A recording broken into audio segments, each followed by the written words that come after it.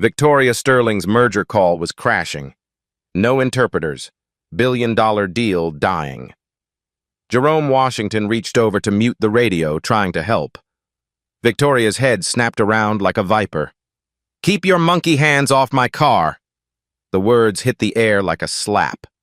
Jerome's hand froze mid-reach. "You think because you drive my Mercedes, you get to touch my things?" Her voice dripped with poison. "You're the help. Stay in your lane." Jerome's jaw clenched. His eyes stayed locked on the road ahead. "Matter of fact, put the partition up. I'm tired of seeing your face in my mirror." The glass barrier slid up between them with a soft hiss. Victoria returned to her panicked phone calls. In the front seat, Jerome gripped the wheel. 3 years of Stanford education, 5 languages mastered at Georgetown, 2 decades of diplomatic service. Invisible. What Victoria didn't know? Her monkey was about to save her empire. The partition couldn't block the chaos erupting behind it. "What do you mean all 3 interpreter services are booked?" Victoria's voice cracked with desperation. "Richard, this is a $1,200 million deal." Jerome watched her in the rearview camera, pacing in the back seat like a caged animal. Her perfectly styled hair was coming undone. Mascara smudged under her eyes. "I don't care if it costs $50,000. Find someone who speaks Japanese and Mandarin," she was shouting now. "The Nakamura Singh team lands in 90 minutes. Another call, another dead end. "No, we cannot postpone," Victoria hissed into her phone. "They'll walk away permanently. 3 years of negotiations down the drain." Jerome had heard enough boardroom conversations to know the truth. Sterling Dynamics was 3 months from bankruptcy. This merger wasn't just business. It was survival. 200 jobs hung in the balance, including his own. Victoria's next call went to voicemail. Then another. Her hands were shaking as she dialed. That's when Jerome made his choice. He lowered the partition. "Excuse me, Ms. Sterling." Victoria's head whipped around, fury blazing in her eyes. "I told you to—" "What languages do you need?" The question hung in the air like smoke. Victoria's mouth opened, then closed. Her phone call was forgotten. "I'm sorry, what?" Jerome's voice was calm, professional. "For your merger meeting, what languages do you need?" Victoria stared at him like he'd spoken in tongues. That's not your concern." "Japanese and Mandarin?" Jerome continued quietly. "Hindi? Korean?" Something in his tone made Victoria's breath catch. This wasn't the voice of a driver anymore. "You speak Japanese?" "Fluently, along with Mandarin, Hindi, Korean, Arabic, Portuguese, French, German, and Spanish." The car fell dead silent. Victoria's phone slipped from her hand. Victoria's world tilted sideways. "You're telling me you speak 9 languages?" Her voice was barely a whisper. Jerome nodded once. "Would you like me to demonstrate?" Before Victoria could answer, her phone rang. The caller ID made her stomach drop. Nakamura Singh Holdings. She stared at the phone like it might explode. "I can't. Without an interpreter." "May I?" Jerome's hand extended toward the partition opening. Victoria's pride warred with her desperation. The phone kept ringing. She handed it over. "Moshi Moshi Nakamura-san," Jerome answered, his voice transformed. Gone was the careful deference. In its place, confident, cultured authority. The voice on the other end responded in rapid Japanese. Jerome listened intently, occasionally nodding. "Hai, wakarimashita. Sterling-san wa ima junbi shite orimasu." Victoria watched his face in the mirror. His posture had changed completely. Shoulders back, jaw set with quiet confidence. This wasn't her driver anymore. Jerome switched seamlessly to Mandarin as another voice joined the call. Technical terms flowed from his lips like water. Patent licensing, intellectual property transfers, market penetration strategies.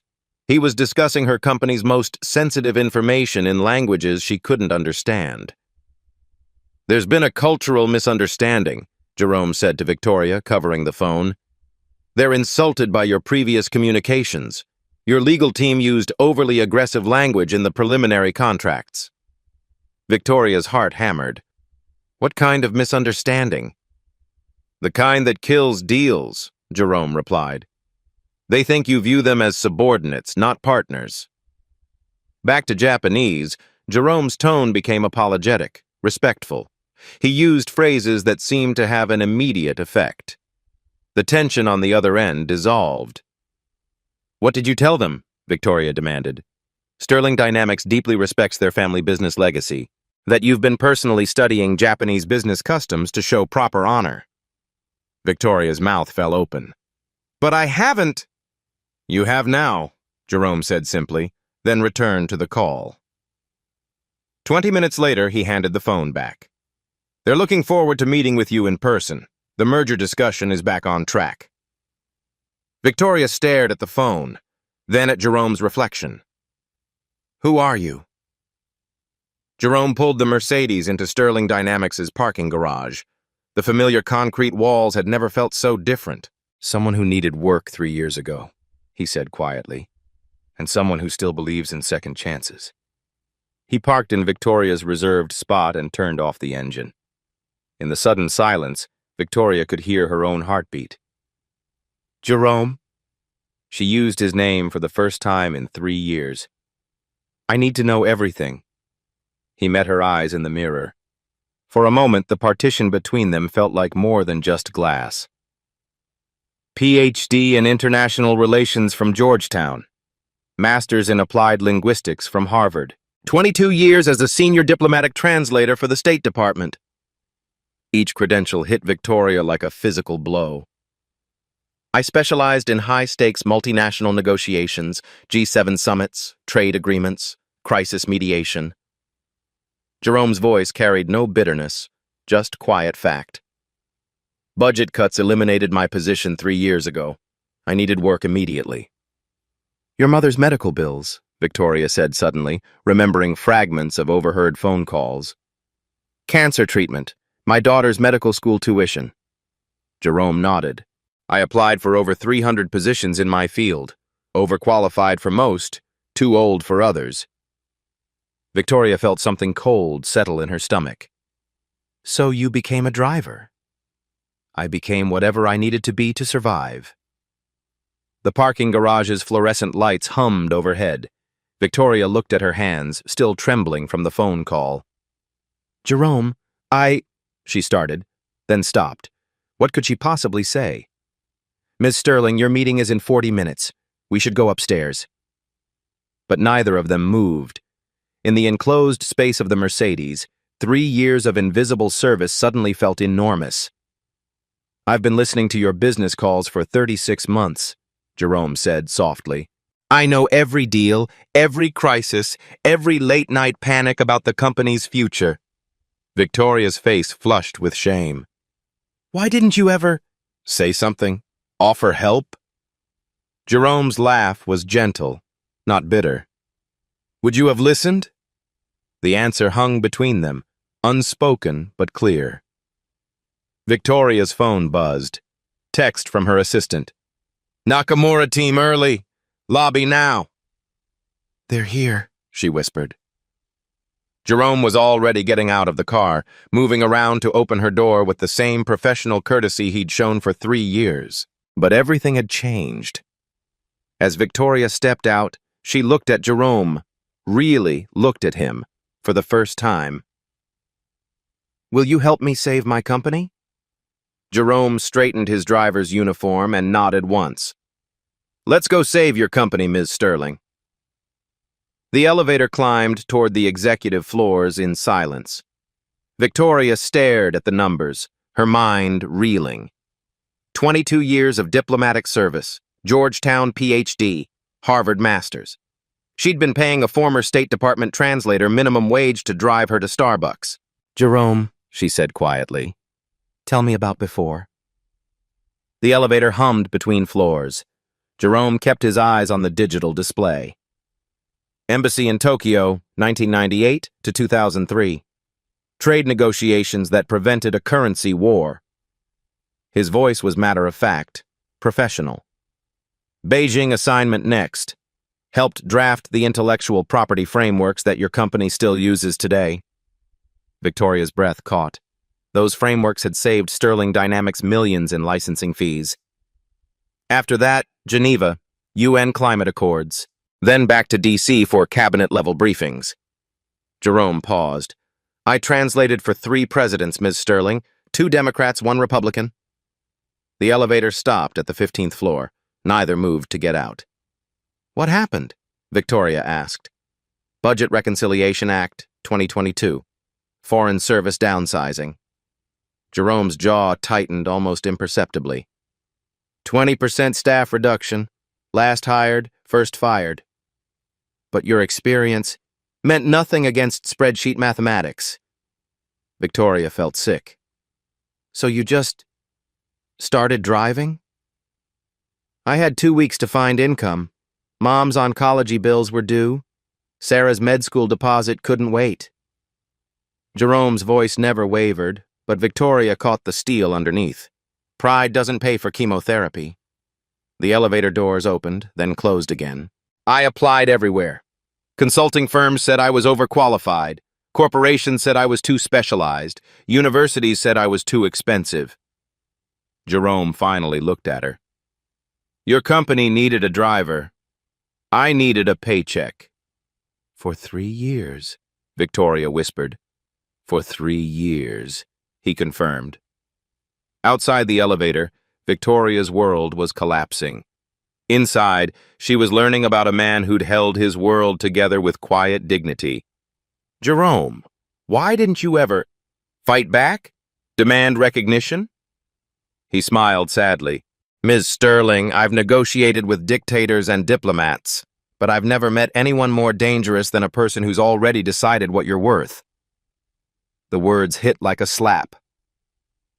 Every morning, I chose to see this as temporary, Jerome continued.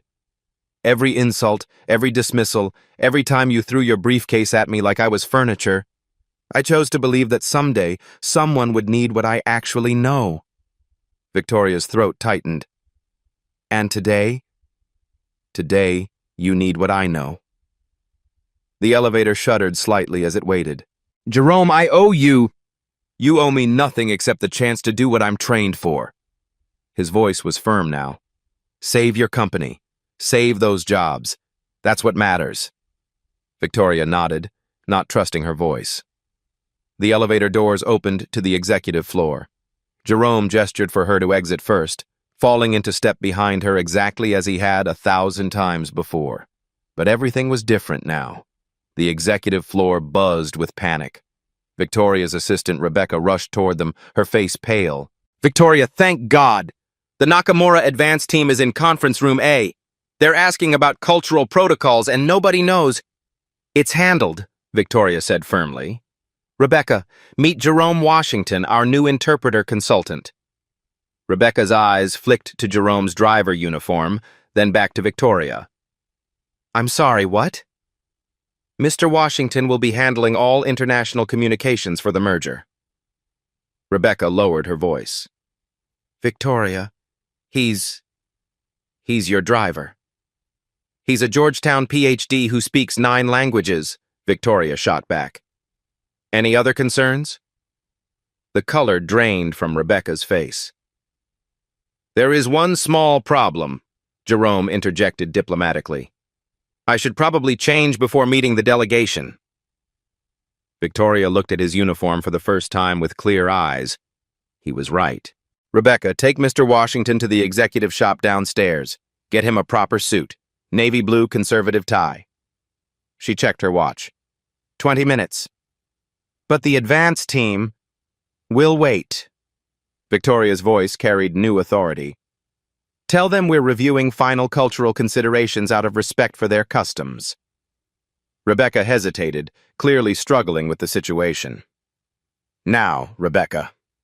As they headed toward the elevator, Victoria caught Jerome's arm. Are you ready for this? Jerome straightened his shoulders. Ms. Sterling, I've mediated disputes between nations. I think I can handle a business meeting. 15 minutes later, Jerome returned, transformed. The Navy suit fit perfectly, highlighting his natural dignity. Gone was any trace of the invisible driver. "Better?" he asked. Victoria nodded, speechless. The man before her commanded respect just by standing there. "Conference room A," she said. "Let's see what you can do." The advance team consisted of 3 Japanese executives and 1 translator. They stood when Victoria and Jerome entered, bowing formally.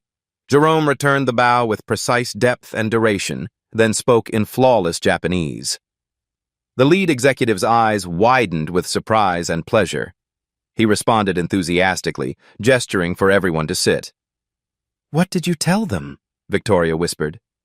"That Sterling Dynamics is honored by their presence and grateful for their patience with our cultural preparations." The meeting proceeded in 3 languages. Jerome seamlessly translated technical specifications between Japanese and English while clarifying legal terminology in Mandarin when the Chinese patents came up. But more than translation, he was conducting diplomacy. When the lead executive mentioned concerns about intellectual property protection, Jerome didn't just translate. He addressed the cultural context. "Tanaka-san expresses concern about long-term partnership stability," Jerome explained to Victoria. "In Japanese business culture, this isn't just about contracts. It's about family honor extending across generations." Jerome turned back to the executives, speaking in formal Japanese about Sterling Dynamics' commitment to lasting relationships, not just transactions. The transformation in the room was immediate. Formal politeness gave way to genuine warmth. "How did you know to say that?" Victoria asked during a brief break. "Because I spent 5 years in Tokyo learning what matters beyond the words," Jerome replied. "Business in Asia is always personal first." The advance team leader approached Jerome directly, speaking in rapid Japanese. Jerome listened intently, nodding. "He wants to know if you understand the gift exchange protocols for tomorrow's main meeting," Jerome translated. "He's concerned your team might inadvertently offend Nakamura-san." Victoria felt her stomach drop. "What protocols?" Jerome and the executive spoke quietly in Japanese for several minutes. Jerome took notes, asking detailed questions. "We need specific gifts," Jerome explained. "Not expensive, but meaningful. Items that show you've studied their company history and family values." "Can you handle that?" "I can handle that." As the advance team prepared to leave, the lead executive shook Jerome's hand with both of his, speaking in Japanese. Jerome bowed deeply in response. "What did he say?" Victoria asked after they'd gone. "He said, finally, Sterling Dynamics sends someone who understands respect." Victoria felt a mixture of pride and shame wash over her. "Jerome, about this morning in the car—" "Ms. Sterling," Jerome interrupted gently, "we have 16 hours to prepare for the most important meeting in your company's history. Personal apologies can wait." He was right. But Victoria couldn't shake the image of how she'd treated him just hours ago. "What do we need to do?" Jerome pulled out his notes. "Learn their names, their titles, their family businesses. Understand why this merger matters to them personally, not just financially. And the gifts? I have ideas. But first we need to call your legal team about those contract revisions." Victoria looked at Jerome with new eyes. This wasn't her driver anymore. This was her lifeline. "Lead the way, Mr. Washington." Victoria called an emergency board meeting. The conference room filled with Sterling Dynamics' senior leadership, their faces grim. "I want you to meet Jerome Washington, our lead interpreter for tomorrow's merger." Executive Vice President Marcus Hendricks spoke first. "Victoria, where's the professional service we hired?" "Unavailable. Mr. Washington will handle all translations." "And his credentials?" Chief Financial Officer David Carter leaned forward. "Georgetown Ph.D., Harvard Masters, 22 years State Department." Silence. Then Hendricks pressed harder. "Where did you find him?" Victoria felt the trap closing. "He's been with the company 3 years. In what capacity? The words stuck. Operations. Operations? Hendrix's voice dripped with skepticism. Victoria, this is a billion-dollar merger. We need verified professionals, not someone from the mailroom. Jerome sat quietly, face impassive. He handled today's advance meeting flawlessly, Victoria said. That's not the point. Hendrix used his patient, explaining to children tone. This is about appearances, credibility. Marketing Director Susan Walsh nodded. The Japanese expect a certain level of professionalism. We can't show up with someone who looks like... She stopped herself. Like what, Susan? The temperature dropped. Someone who looks the part, Hendrix said bluntly. Someone they'll take seriously. Are you questioning his qualifications? I'm questioning his suitability. We can't risk everything on someone we don't know. Jerome finally spoke, voice calm. Mr. Hendrix, what specific concerns do you have about Japanese protocols? Hendrix straightened uncomfortably. Cultural nuances, business etiquette, such as gift exchanges, proper bowing, seating arrangements. Ah, Jerome nodded.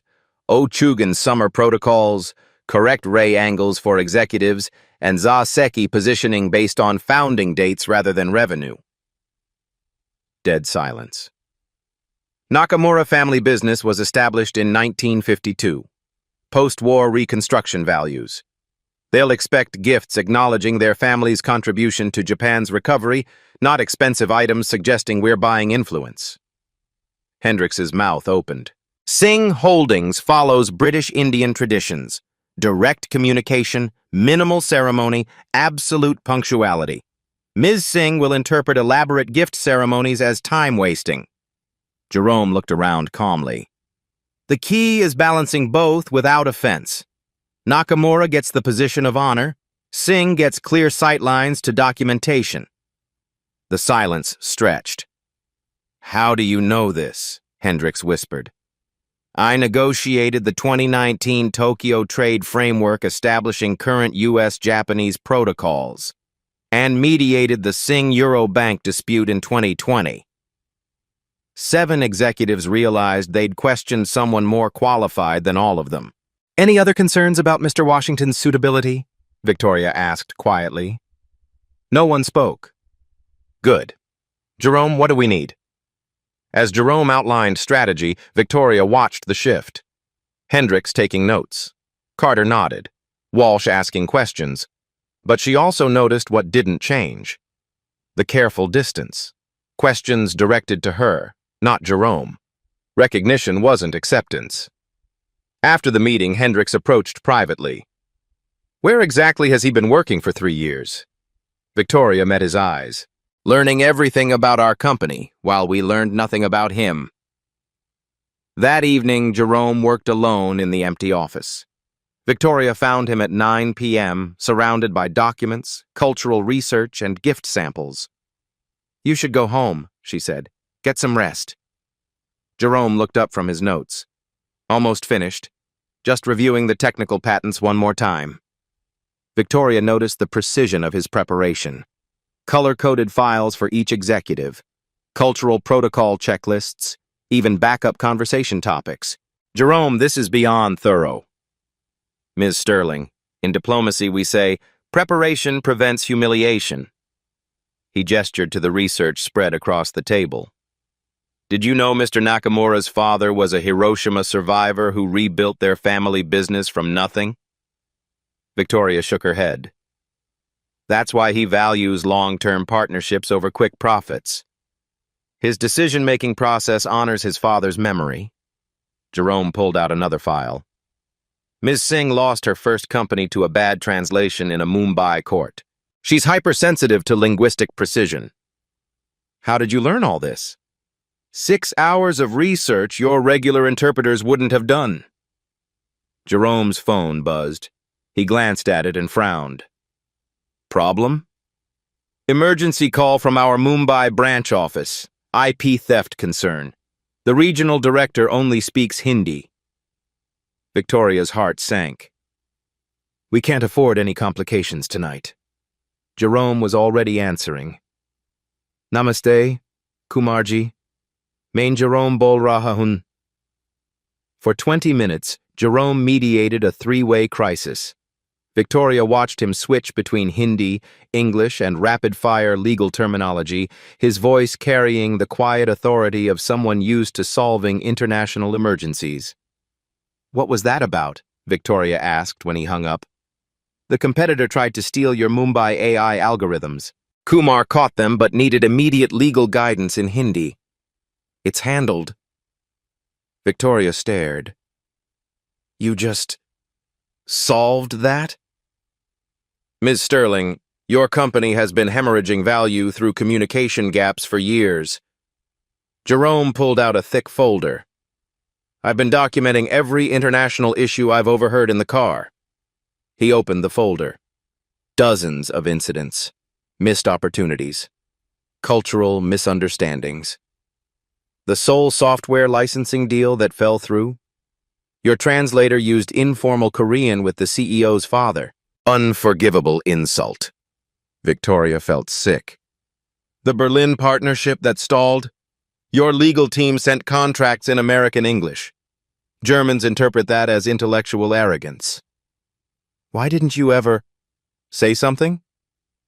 Jerome's smile was gentle. Would you have listened? Victoria's phone rang.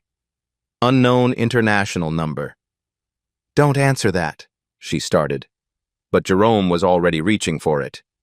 Sterling Dynamics, Washington speaking. Guten Tag, Herr Müller. German flowed from Jerome's lips like water. The conversation lasted 10 minutes, ending with Jerome laughing warmly. Your Berlin partners, he explained to Victoria's shocked face. They want to restart negotiations. Heard about tomorrow's merger and realized they made a mistake walking away. That deal was worth $40 million, Victoria whispered. It still is. I scheduled a video call for next week. Victoria sank into a chair. How many opportunities have we lost? Jerome's expression softened. The past doesn't matter. Tomorrow does. He handed her a perfectly organized briefing book. Everything you need to know about every person in that room. Their histories, their triggers, their decision-making patterns. Jerome stood. Ms. Sterling, tomorrow we don't just save your company. We transform it. Victoria looked at the briefing book, then at Jerome. Who are you really? Someone who believes in second chances, Jerome said quietly. For companies. And for people. Victoria couldn't sleep. At midnight, she sat in her home office researching Jerome Washington. What she found made her hands shake. State Department commendations, diplomatic achievement awards, news articles praising his negotiation breakthroughs, a photo of him standing behind 3 presidents during international summits. Her driver had shaped global trade policy. The next morning, Victoria called the board into an emergency session before the merger meeting. Before we begin today, I need to address yesterday's concerns about Jerome Washington. The executives filed in, looking tense. Jerome wasn't with her. I spent last night researching his background. Victoria pulled up her laptop screen. Marcus, you questioned his credentials. A State Department citation appeared on the conference room monitor. Presidential commendation for preventing the 2018 U.S.-China trade war collapse. Hendricks shifted uncomfortably. David, you worried about his experience. Another document appeared. Lead negotiator for the Asian-Pacific Economic Framework, the foundation of our entire international business model. Chen looked pale. Susan, you questioned whether the Japanese would take him seriously. Victoria clicked again. Personal letter of recommendation from former Japanese Prime Minister Sato. Jerome mediated the 2020 Okinawa base agreements. Walsh stared at the screen. For 3 years, we've employed one of America's most accomplished diplomats. Victoria's voice carried quiet fury. And we used him to drive me to coffee meetings. The room was deadly silent. Jerome Washington doesn't work in our operations department, Victoria continued. He is our operations department, starting today. She clicked on a new document. I'm promoting him to Senior Vice President of International Relations. Salary, $180,000 plus equity. Reporting directly to me. Victoria, Hendricks started. I'm not finished. Victoria's voice cut through his objection. Jerome will also head our new Cultural Intelligence Division. Budget, $2 million annually. Staff, his choice. She closed the laptop. Any questions about Mr. Washington's qualifications? No one spoke. Good, because he's about to save this company. 20 minutes later, Jerome entered the boardroom wearing a perfectly tailored charcoal suit. Victoria noticed the immediate shift in posture around the table. Respectful attention replaced yesterday's skepticism. Ladies and gentlemen, Victoria announced formally, I present Jerome Washington, Senior Vice President of International Relations. She handed him a business card holder, his new cards printed overnight. Jerome accepted it with quiet dignity. Thank you for this opportunity. The opportunity is ours, Victoria replied, meaning every word. Chief Technology Officer Kim cleared his throat. Mr. Washington, I owe you an apology. No apology necessary, Jerome said gracefully, but I appreciate the acknowledgement. One by one, the executives who'd questioned him yesterday offered their respect. Jerome accepted each gesture with professional grace. Now, Victoria said, let's go save our company. As they filed out, Hendricks approached Jerome privately. Washington, I was wrong yesterday. Completely wrong. Jerome shook his hand firmly. Marcus, we all make assumptions. What matters is what we do after we realize them. Victoria watched the exchange, feeling something she hadn't experienced in years. Pride in her leadership. Ready, Mr. Vice President? She asked Jerome. Jerome straightened his tie and smiled. Ready, Ms. Sterling? For the first time in 3 years, Jerome Washington walked into a business meeting as himself.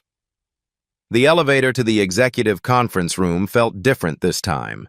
Victoria and Jerome stood side by side, equals now, but the weight of the coming meeting pressed down on both of them. Jerome, Victoria said quietly, I need you to know something. He looked at her reflection in the polished steel doors. If this deal fails, Sterling Dynamics has maybe 3 months before bankruptcy. Her voice was barely above a whisper. 200 people lose their jobs, including yours. Jerome nodded slowly. How long have you been carrying this alone? 2 years? Maybe longer? Victoria's hands trembled slightly. I tell the board we're restructuring. I tell investors we're pivoting. But the truth is, we're dying. The elevator climbed silently through floors of bustling offices, people who had no idea their livelihoods hung on the next 2 hours. Jerome, I have to ask you something personal. Go ahead. Why are you helping me? After everything, after how I treated you. Jerome was quiet for a long moment. Ms. Sterling, can I tell you about my daughter? Victoria nodded.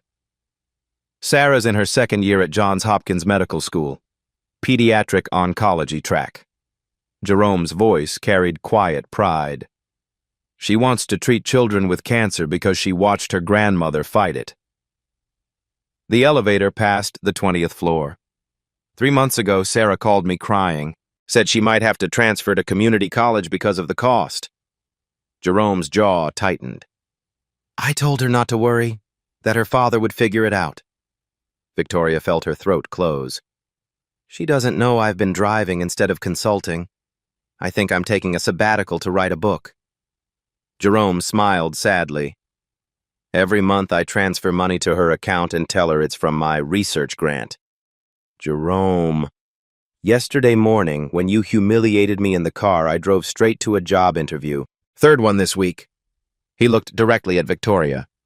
Marketing coordinator at a community college, $28,000 a year. Victoria's eyes filled. I was going to take it. Tell Sarah to transfer. except that my career was over at 52. Jerome straightened his shoulders. But then you needed help. The elevator slowed as it approached the executive floor. Jerome, when this is over, when we save the company, if we save it. When we save it, Victoria repeated firmly. I want you to call your daughter. Tell her she's going to be the best pediatric oncologist in the country, and that her father made it possible. Jerome's eyes were bright. And I want you to know that saving your company isn't just about the jobs or the money. What's it about? Proving that talent exists everywhere, that worth isn't determined by job titles. Jerome met her eyes. That people like your daughter, and mine, grow up in a world where they're seen for who they really are. The elevator doors opened to reveal the conference room where their futures waited. Victoria extended her hand. Partners? Jerome shook it firmly. Partners. They walked toward the biggest meeting of their lives, no longer boss and employee, but two people fighting for the same dream. The Nakamura Singh Holdings delegation filled Sterling Dynamics' largest conference room. Floor-to-ceiling windows overlooked the city, but all eyes focused on the polished mahogany table where $1.2 billion hung in the balance. Mr. Hiroshi Nakamura, 73, sat with the quiet dignity of old Japanese business aristocracy. Ms. Priya Singh, sharp-eyed and direct, checked her tablet with military precision.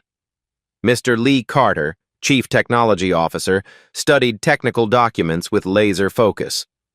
Victoria entered with Jerome at her side. The room fell silent. Jerome approached Mr. Nakamura first, bowing with perfect depth and duration. He spoke in formal Japanese, his voice carrying respectful authority. Nakamura's eyes widened with surprise and pleasure. He responded warmly, gesturing for everyone to be seated. What did you tell him? Victoria whispered. That Sterling Dynamics is honored by his presence and grateful for the wisdom of his family's business legacy. The first hour proceeded smoothly. Jerome seamlessly translated technical specifications between 3 languages while managing cultural nuances that could derail everything. Then the crisis hit. Ms. Singh suddenly stopped mid-sentence, her face darkening. She spoke rapidly in Hindi to her assistant, then turned to the room. I'm sorry, but we've discovered a serious problem. Victoria's blood ran cold. Our Mumbai office just informed me that Sterling's IP protection protocols are insufficient for our standards. Singh's voice was nice. We cannot proceed with a company that has such loose security measures. The room went dead silent. Victoria felt the deal slipping away. Jerome leaned forward slightly. Ms. Singh, may I ask what specific security concerns your Mumbai office identified? Singh's assistant whispered in her ear. She nodded curtly. Unauthorized access to algorithmic frameworks. Potential competitor infiltration. Singh closed her folder with finality. This is exactly why our last partnership failed. Victoria started to panic, but Jerome remained calm. Ms. Singh, I believe there may be a misunderstanding. Jerome switched to Hindi, speaking directly to Singh's assistant. The young man's eyes widened. He responded rapidly in Hindi, his tone urgent. Jerome nodded, then addressed the room in English. The security breach Ms. Singh referenced was resolved yesterday evening. Sterling's Mumbai team detected the intrusion attempt and implemented immediate countermeasures. He looked directly at Singh. I personally coordinated the response with your regional director, Kumarji. The attempted breach was unsuccessful, and we've identified the competitor responsible. Singh stared at Jerome. You coordinated this? Sterling Dynamics' security protocols are actually more robust than your team realized. The fact that we detected and stopped the intrusion within hours demonstrates the strength of our systems. Jerome pulled out his phone, scrolling to a message thread. With your permission, I can conference with Kumarji to confirm the resolution. Singh looked stunned. You speak Hindi? Fluently, along with 8 other languages. Jerome's tone remained professional. Shall I make the call? Singh nodded slowly. The conference call with Mumbai lasted 20 minutes.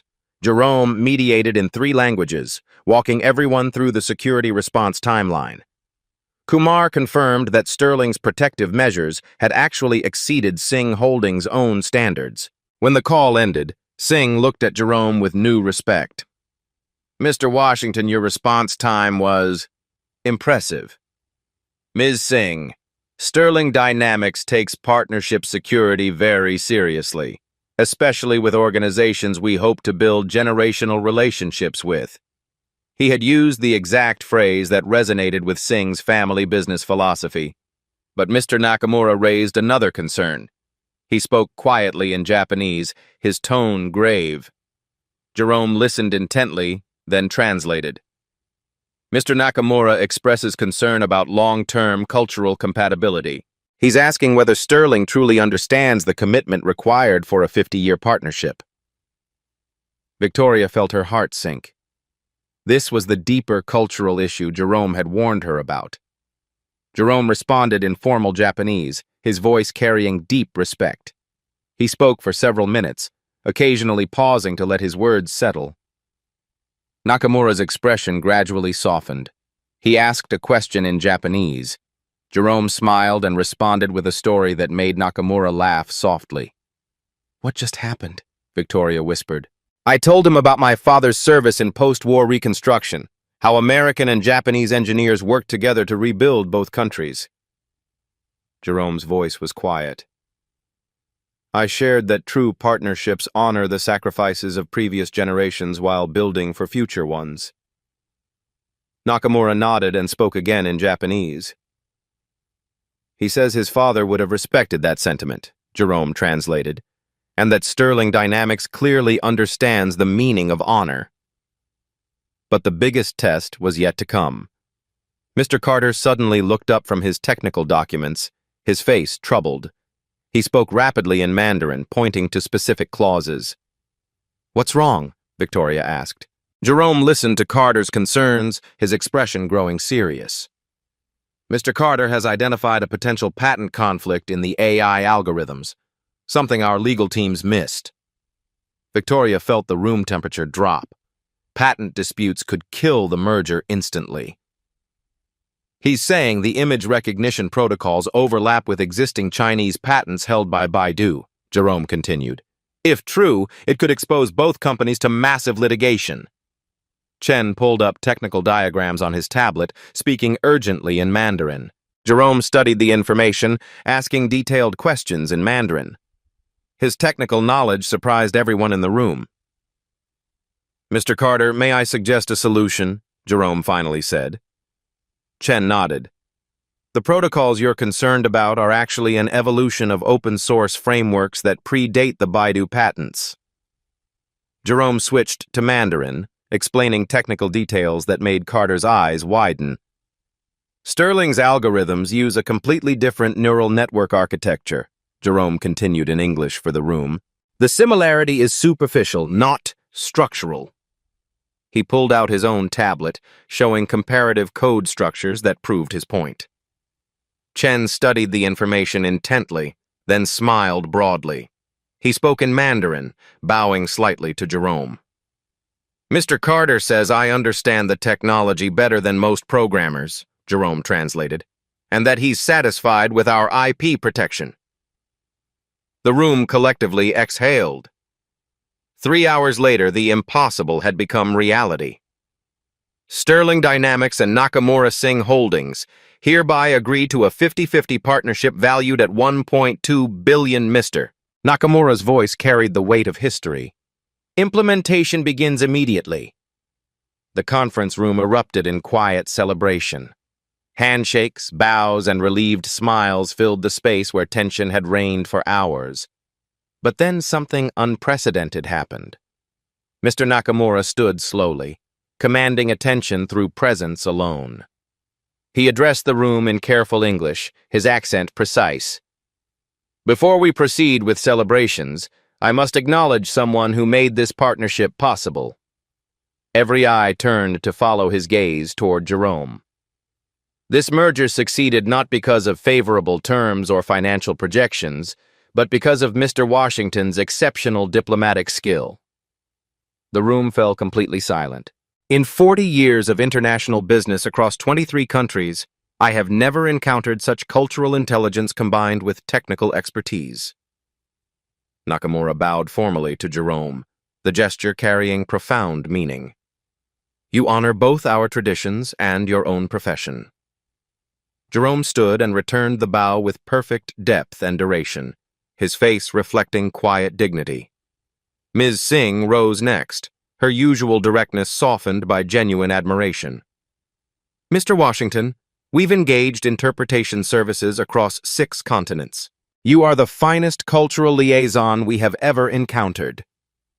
She approached Jerome with her business card, presenting it with both hands in traditional Japanese style despite her Indian heritage. We would be deeply honored if you would consider consulting for our Mumbai operations. Jerome accepted the card with appropriate ceremony. The honor would be mine, Ms. Singh. Mr. Carter joined them, speaking in rapid Mandarin with obvious excitement. Jerome responded fluently, making Carter laugh and clap his hands together. What did he say? Victoria asked, mesmerized by the exchange. He offered me a position as their chief cultural officer for all Asian operations, Jerome translated with a slight smile.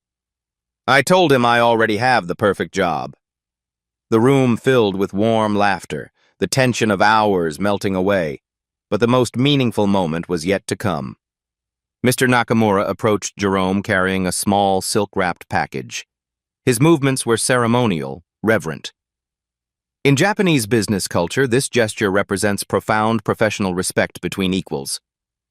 Jerome received the package with both hands, unwrapping it with careful attention to the silk cloth itself.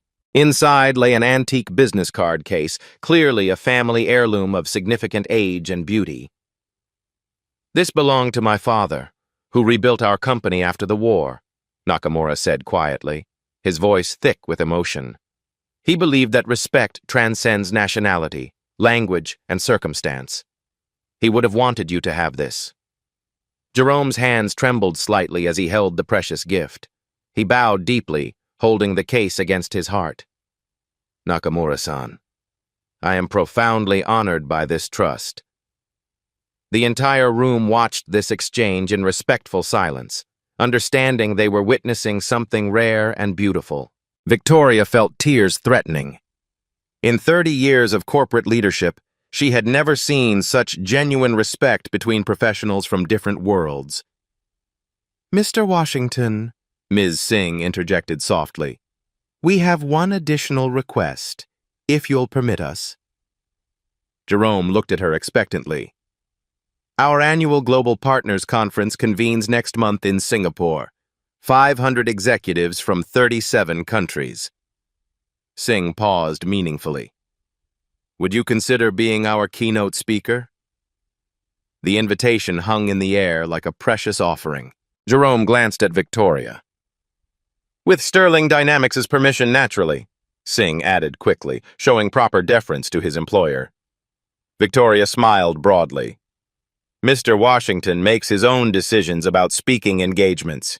He's an executive now, not an employee. Jerome accepted graciously, his voice steady despite the magnitude of the moment. As the delegation prepared to depart, each executive made personal contact with Jerome.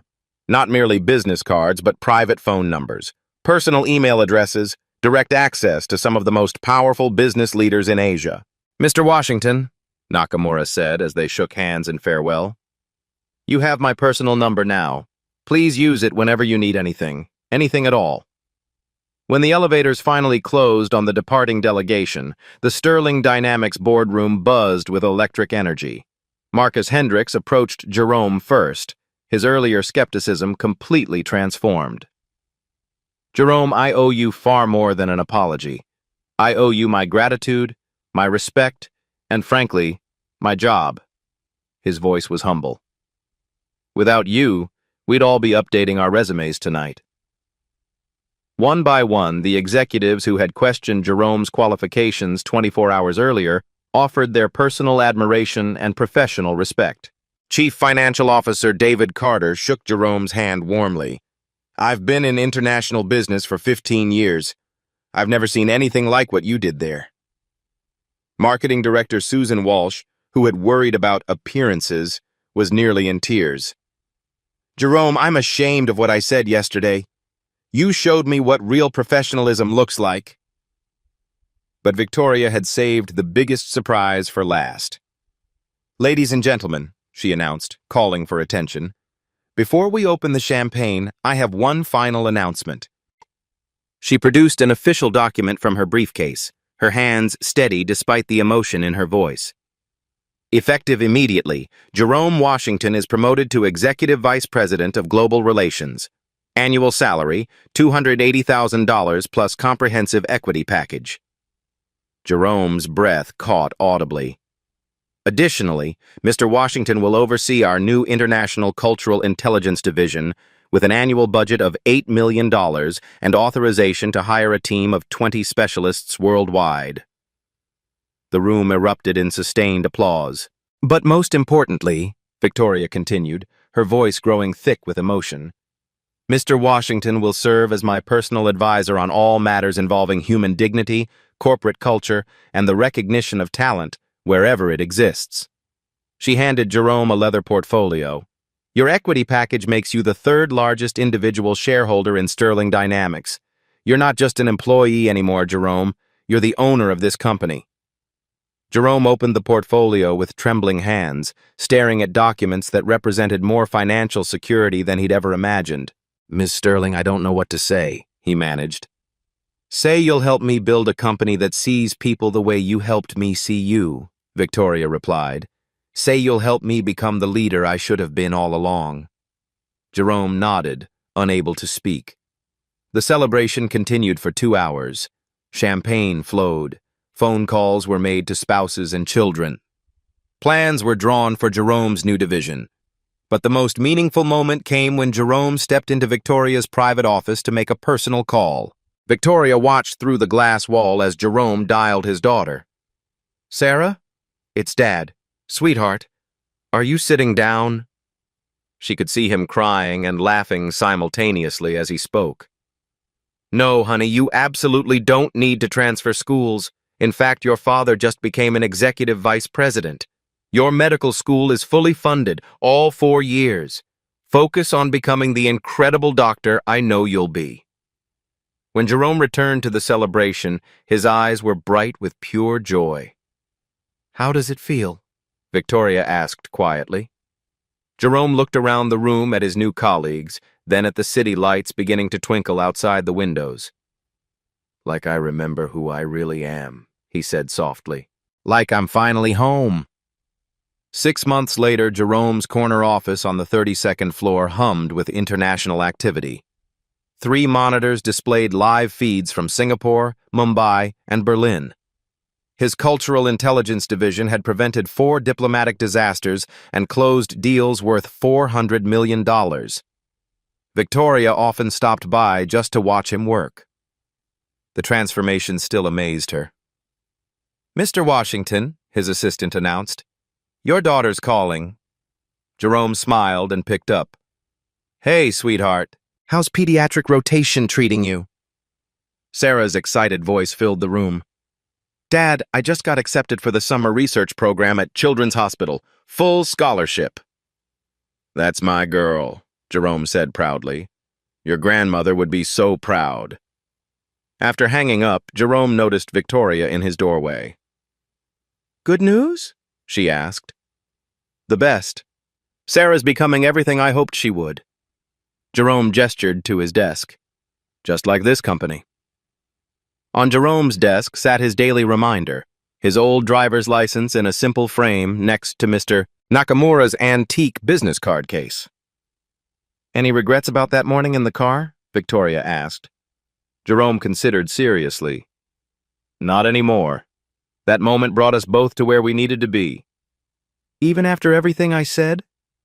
"Victoria, you gave me the greatest gift that day, the chance to prove that worth isn't measured by uniform or title." Victoria's phone buzzed. She smiled at the text. Speaking of talent, I just hired our new head of facilities, Maria Rodriguez. She mentioned having a law degree during her interview. Jerome raised an eyebrow. Formerly your driver? Formerly my driver, now our top legal officer. Victoria grinned. Funny how much you see when you actually look. That afternoon, a news alert flashed across Jerome's screen.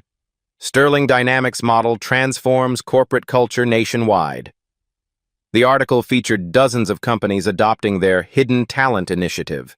CEOs sharing stories of discovering PhDs working in mailrooms, former professors driving Ubers, displaced engineers cleaning offices.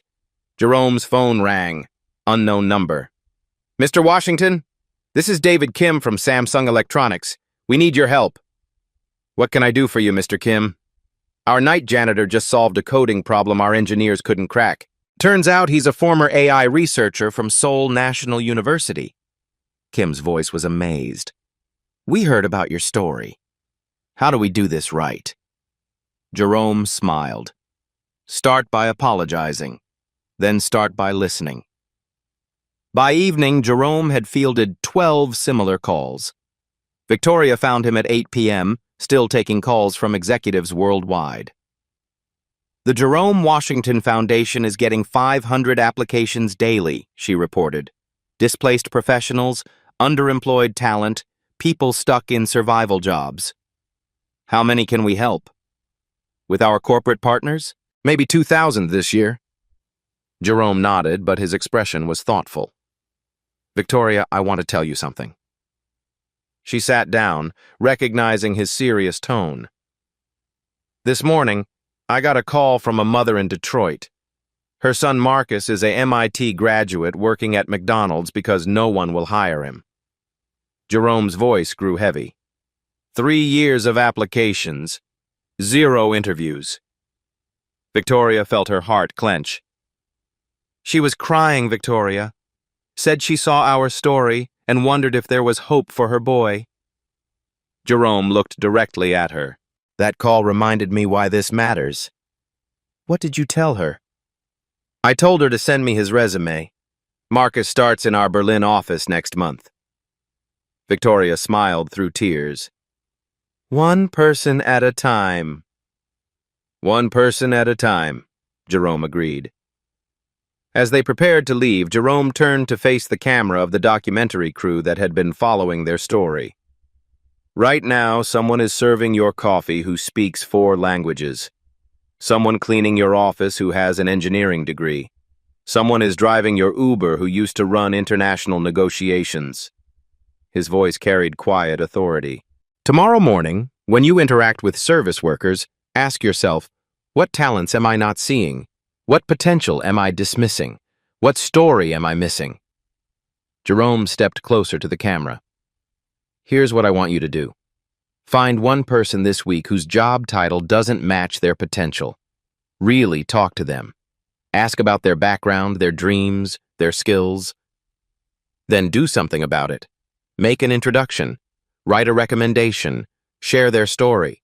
Small actions create big changes. Victoria joined him. We started the Jerome Washington Foundation to connect displaced talent with companies that need them. But the real change happens when you decide to see people differently. It happens when you choose to look past uniforms and job titles to the human being underneath. Jerome's voice grew stronger. Because talent doesn't wear designer suits. Brilliance doesn't need corner offices. Worth isn't measured by your paycheck. It's revealed by your character. He paused, letting the words settle. If this story touched you, share it. Tag someone who needs to hear it. Comment about a time you discovered hidden talent. Help us build a world where everyone gets seen for who they really are. Subscribe to Black Tales Stories if you believe everyone deserves a second chance. Like if you think talent exists everywhere. And remember, Jerome looked directly into the camera with quiet intensity. The person who could change your life might be sitting in the front seat.